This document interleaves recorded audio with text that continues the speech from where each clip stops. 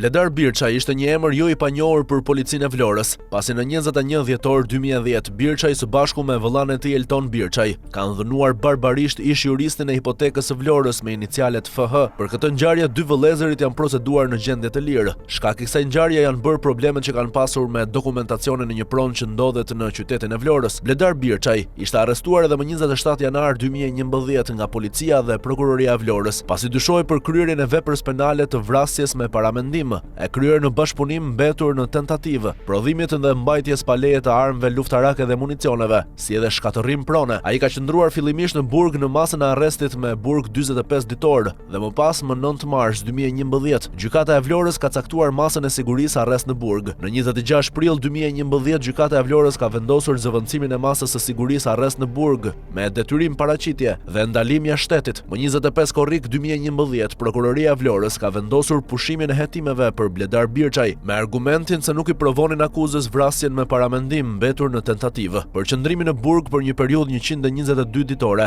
Birçaj ka përfituar dëm shpërblim financiar prej 2.760.000 lekë të vjetra.